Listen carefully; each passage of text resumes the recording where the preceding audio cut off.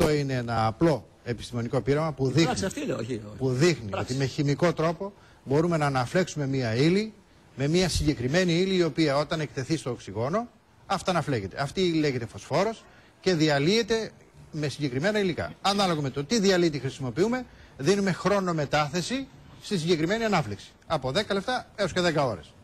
Το συγκεκριμένο υλικό είναι φωσφόρος και διθιάνθρακας. Θα ρωτήσω, άρα λοιπόν. Είστε συγγραφέας και. Ερευνητής. Ναι. Τι έχετε. Συνδέσμου Σκεπτικιστών Ελλάδος. Τι έχετε σπουδάσει. Μηχανολόγος. Μηχανολόγος, μάλιστα. Λοιπόν.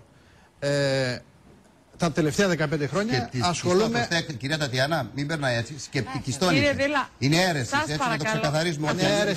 Θέλω να σας παρακαλέσω να δούμε 2 λεπτά τι θέλει να μας πει και να ακούσουμε θέλει να μας πει. Αν ο σκεπτικισμός είναι αίρεση, τότε ολόκληρη επιστήμη είναι αίρεση. Ίδια ακόμα. Μα σας παρακαλώ. Θα τελειώσει η εκπομπή, δεν θα έχουμε δείξει τίποτα. Μα σεβαστείτε εμένα τουλάχιστον. Σεβαστείτε εμένα. Θα τελειώσει η εκπομπή, δεν θα έχει μιλήσει κανείς και θα φύγουμε, θα πάμε στα σπίτια. Λοιπόν, παρακαλώ σιγά σιγά να δείξουμε στην κάμερα τη διαδικασία.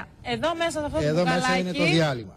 Έχετε ένα διάλειμμα με φωσφόρο και διθιάνθρακα. Φωσφόρο και διθιάνθρακα. Ο φωσφόρος είναι σε μικρά ψήγματα μέσα στο διθιάνθρακα. Όταν εξατμιστεί ο διθιάνθρακας εμφανίζεται στο οξυγόνο ο φωσφόρος και αυτά αναφλέγεται. Βουτάτε το κερί από τον Πανάγιο Τάφο μέσα σε φωσφόρο και διθιάνθρακα στο μπουκαλάκι. Βουτάτε και τα κεράκια που έχουμε φέρει από την εκκλησία μέσα εκεί. Και αυτά θα ανάψουν μόνα τους μετά από πόσο χρονικό διάστημα? Γύρω στα 15 λεπτά. Μετά από 15 λεπτά. Έχουμε κανένα άλλο κεράκι να το δώσω στο κοινό να το κρατήσει? Δεν χρειάζεται, γιατί είναι, όπως βλέπετε, ελάχιστο το υλικό. Ναι. Νομίζω είναι αρκετά.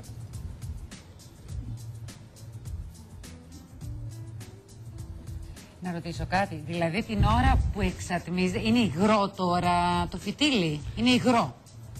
Τώρα είναι υγρό, ναι. Είναι υγρό, ωραία. Δηλαδή όταν εξατμιστεί και στεγνώσει, τότε θα αυτό αναφλέγει? Πιο έντονες κοσμικές χαρές.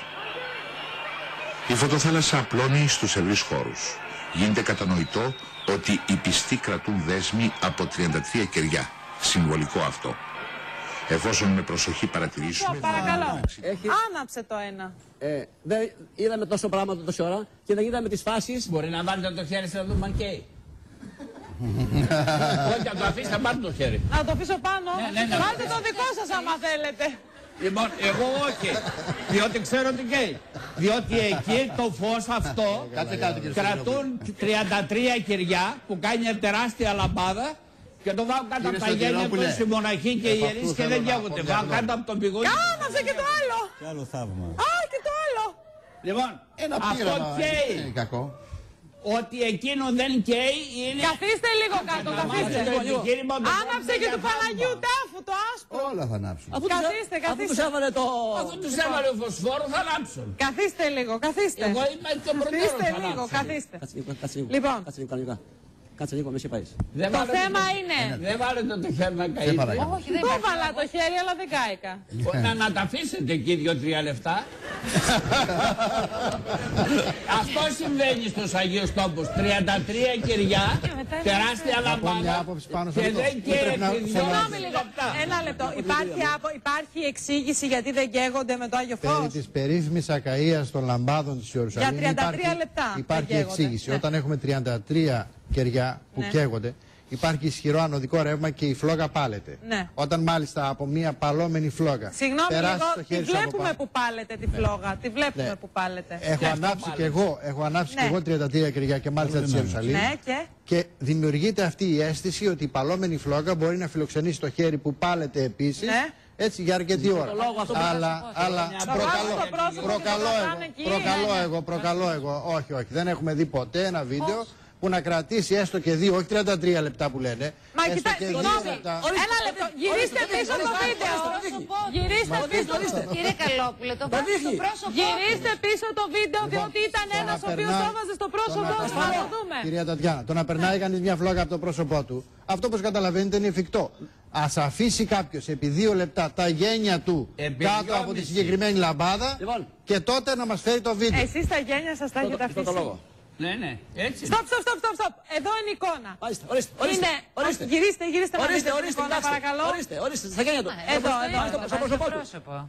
Λαμπάδα ολόκληρη. Μα δεν έχει γένεια ο συγκεκριμένος άνθρωπος. Άναψε και το τελευταίο. Και αυτό το κάνουμε. Κάτσε κάτω. Άναψε και το τελευταίο. Θέλω να πω την εμπειρία μου εκεί πέρα. Δεν θα μου αφήσει να την πω. Βίντεο θέλουμε, την εμπειρία του καθενός. Εμπειρία στον Πανάγιο Τάφο. Ένα βίντεο να μας φέρετε, όχι την εμπειρία. Εμπειρία στον Πανάγιο Τάφο. Το δείξαμε. Το θέμα είναι. Δικό μας αυτό είναι που Το θέμα είναι. Η εμπειρία ενός πιστού δεν μετράει όσο ένα βίντεο.